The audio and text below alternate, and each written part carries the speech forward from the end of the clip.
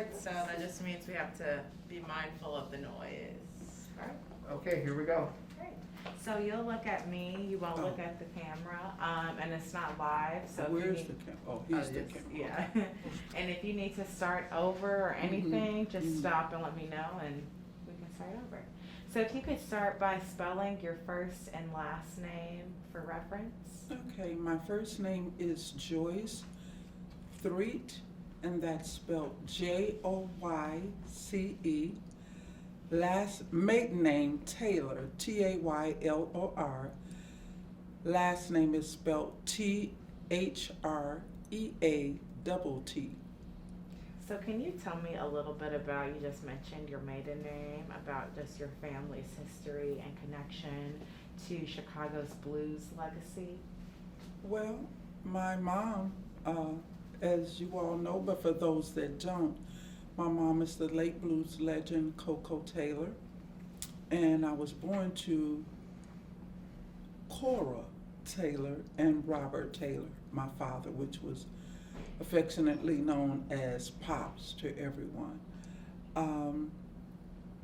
And a part of that name is a lot of history when it comes to the Taylor side. My father is an uncle to Johnny Taylor. Also, he's the uncle to Precious and Ebony Taylor.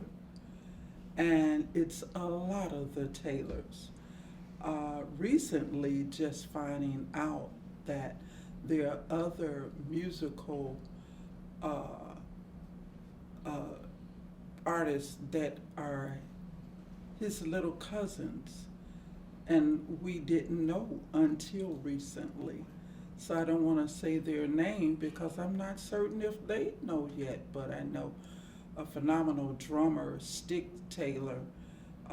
He performs a lot on Las Vegas scene.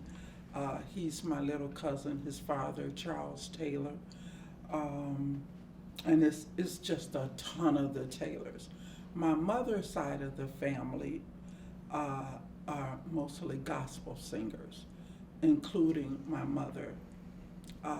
And she has a couple of gospel recordings that she did with other gospel artists, so that a lot of people don't know. But one that she was so happy to do was with the original Five Blind Boys, and that she recorded with them on a song called Do Lord, Remember Me. I didn't know about her gospel background. Yeah. That's so cool. Her career started in Memphis at First Baptist Church in Memphis, and well, it really weren't in Memphis, it's in Bartlett, the First Baptist Church of Bartlett. In Chicago, she came here and joined the Church of God in Christ under the name of Bishop Jonathan Greer, which his family are gospel recording artists as well out of Detroit. And that's where her church career ended. It wasn't a career, this was her livelihood. That's what she had done. She was raised up to sing and go to church. And someone actually from the church saw her, and then it was called, in no disrespect, we know that it's Maxwell Street, but then it was called Jewtown. She was seen there, and she weren't performing. She went with my father to get those Maxwell Street Polishes with them good old onions. They slap on there. That's the way they used to say them. Slap them on there with that mustard. And one of the members saw her because when she got there, someone else was performing there, and they asked her to come up and sing. And she got up and sung a song by Lowell Fulton. I believe it's Lowell Fulton, but the song was, "It used to be I could call you my own. But now I see you want to be left on your own. Your love for me is left, and you'll soon be gone yourself, Black Night." And that was the title of the song, Black Night. And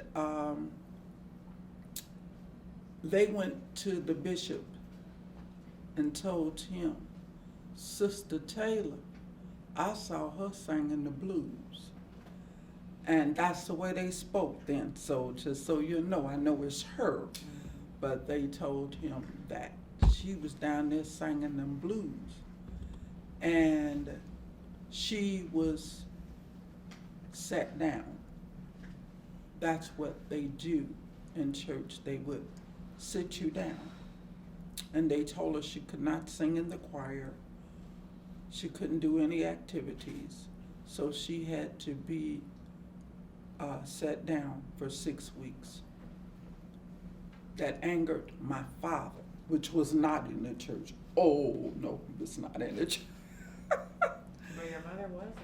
And he told her, "Well, if they're going to do this to you because of what somebody told them, which was a lie, you were not there performing, weren't nobody pitching coins, putting coins in buckets to you." And that hurt her so bad. And she just left the church. Shortly after meeting the church, she went on not to go back to Jewtown. She started going to clubs.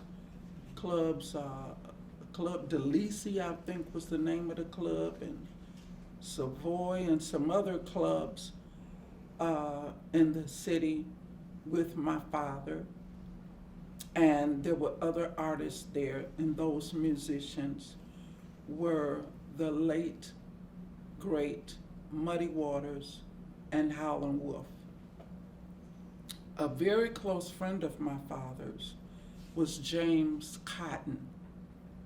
James knew that my mother sung in the church, and he said, "Gal, what you doing up in here?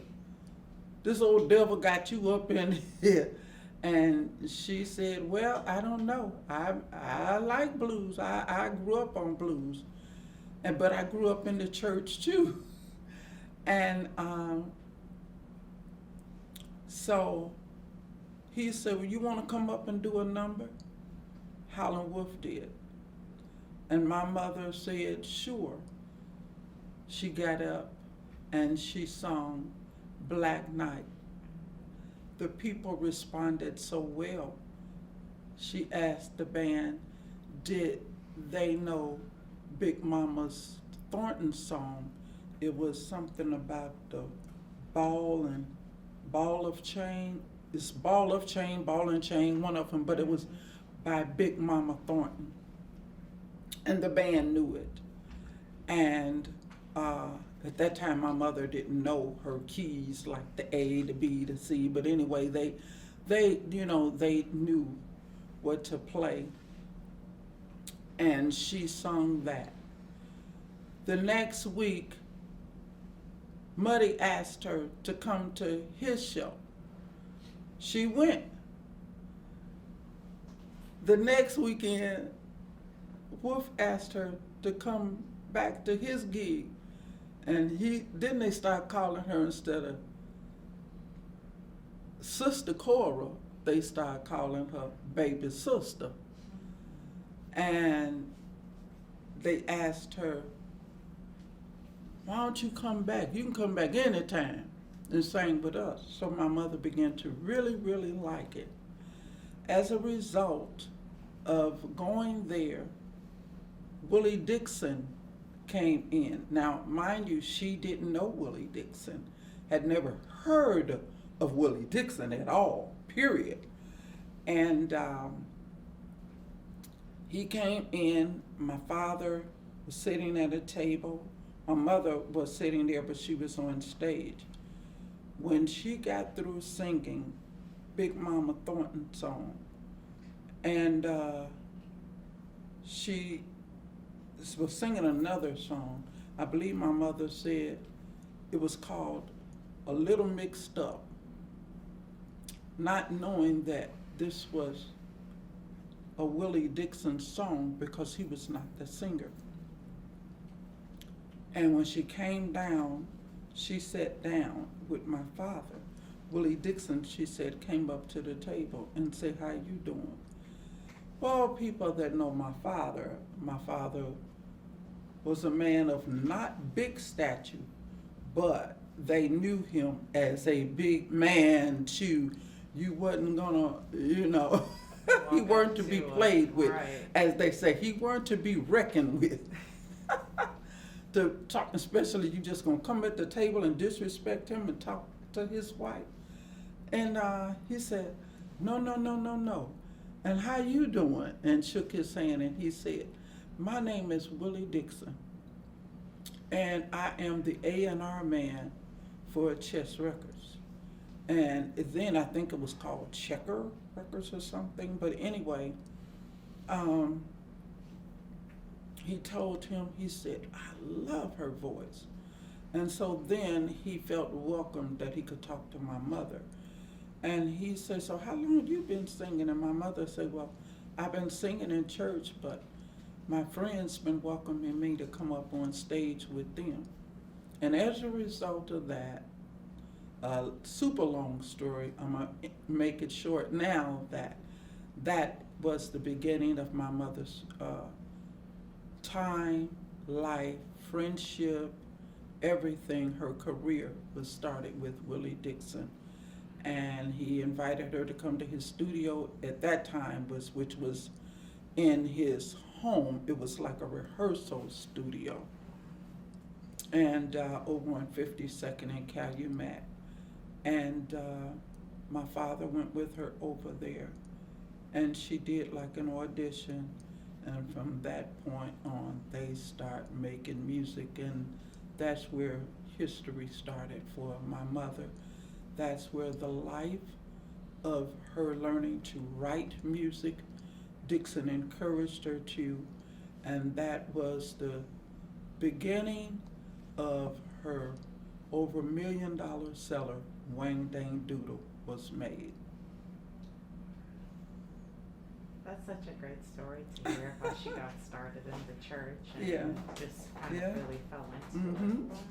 Mhm. Now, can I ask how she went from going from Sister Cora to Little Sister to Koko Taylor, right? Like how that name Well, transition. she about? came from Sister Cora. Sister Cora ended From when the she church. left the Church of God in Christ. Mhm. So when she left the church, they,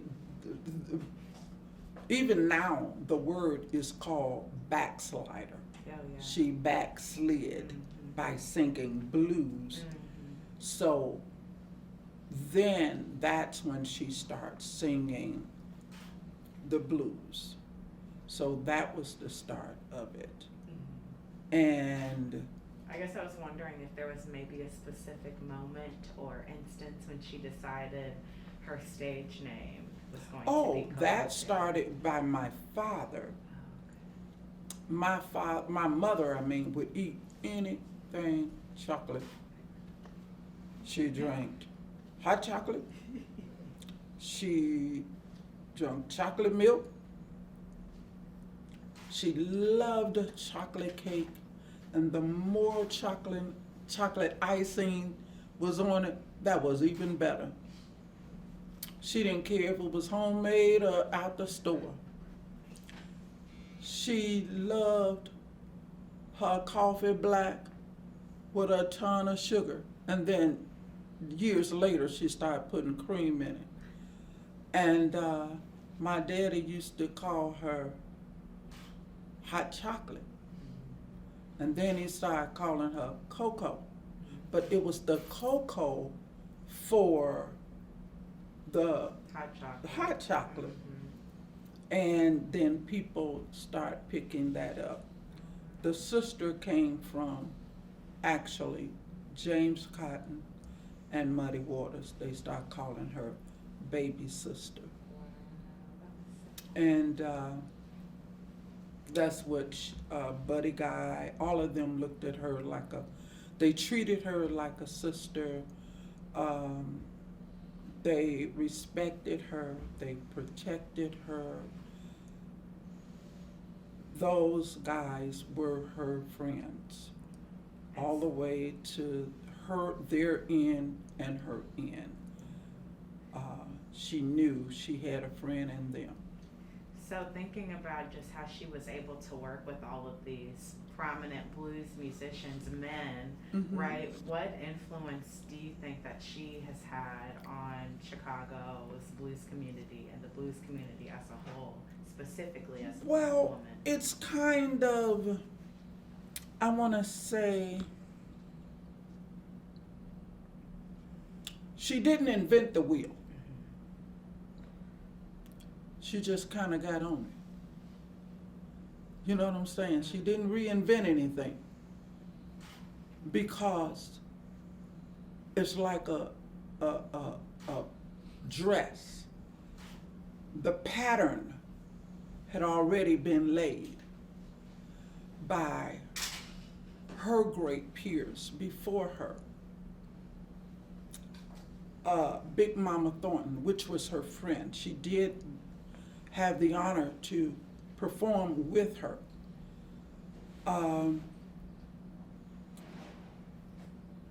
Bessie Smith was one of her idols.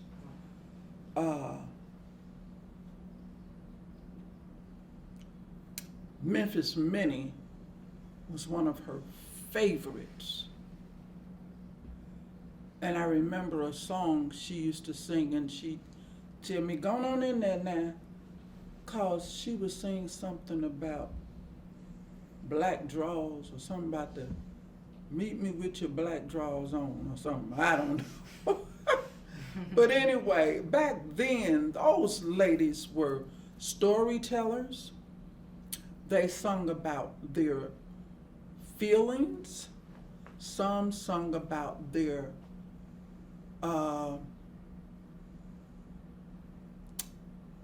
lifestyles.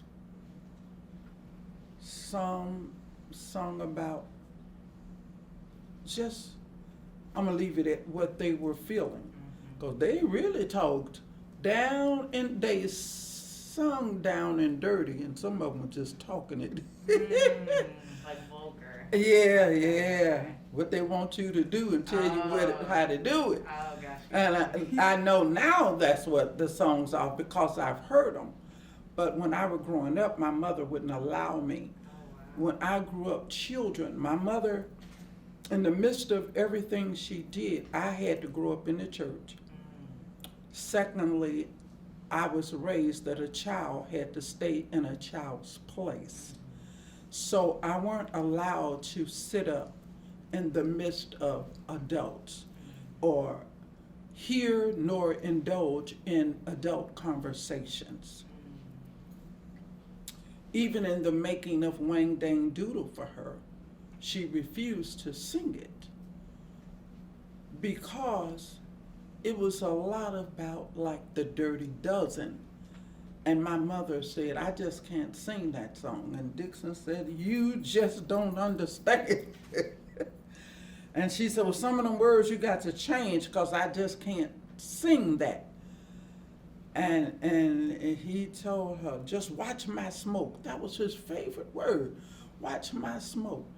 And as a kid, I'd be looking to see, was smoke gonna come out from somewhere? Is our house gonna burn down? I didn't know what that meant.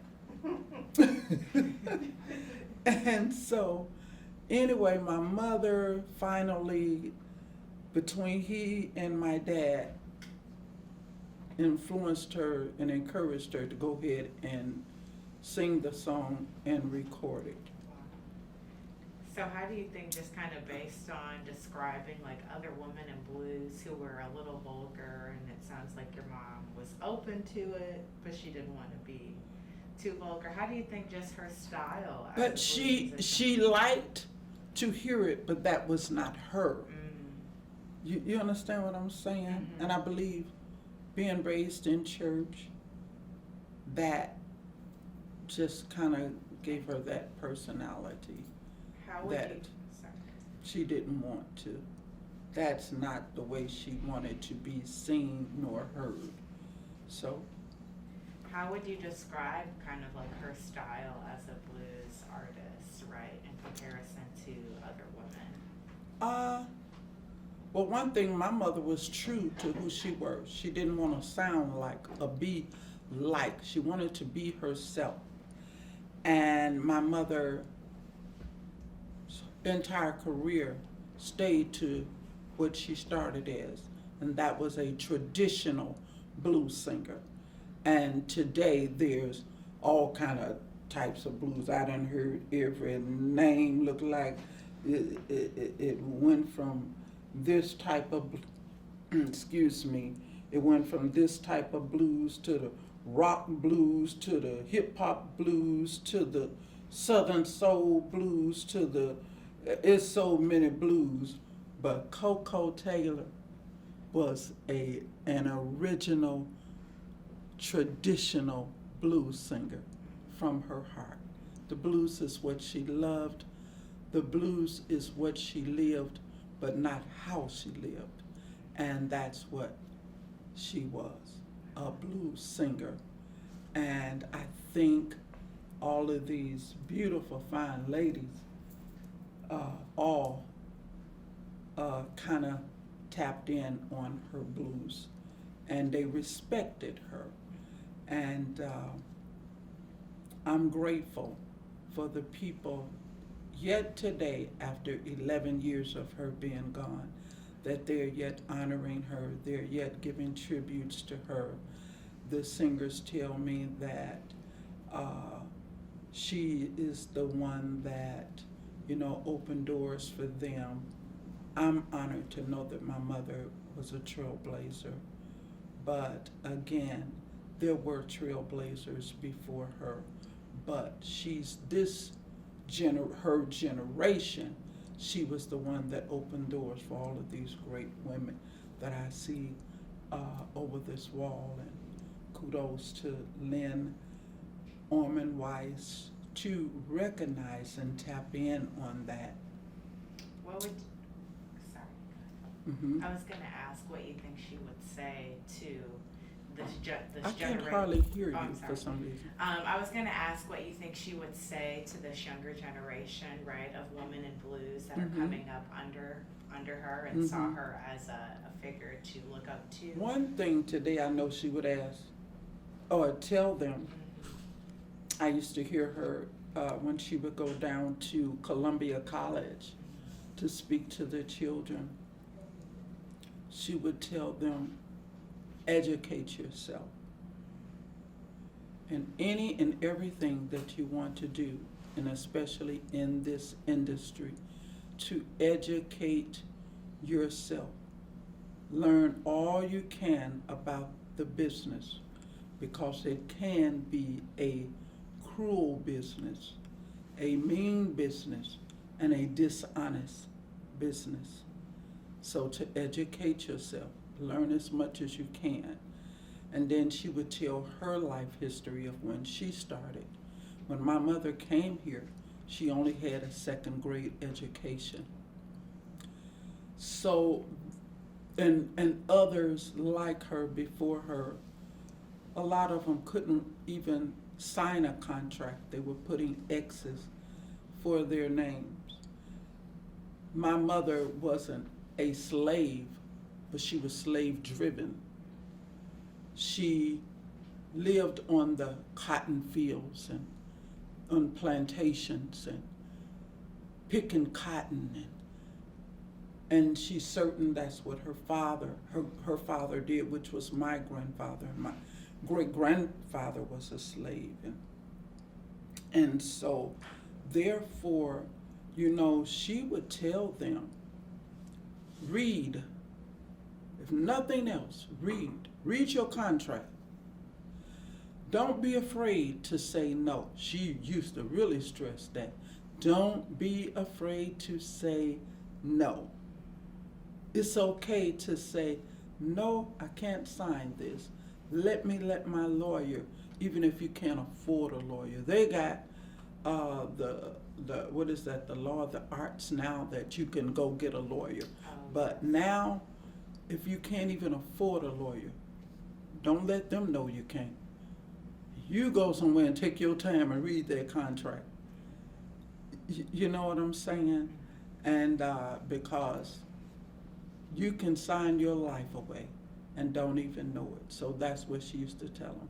She used to tell them also, be committed. Be committed and dedicated to what you're doing. Because I started doing this. She used to tell them, I started my career doing this for a passion. Then it became for a living. And when she passed, she was doing it because she loved it. She enjoyed it. And if you don't love it, you're not going to give it all that you have. So those are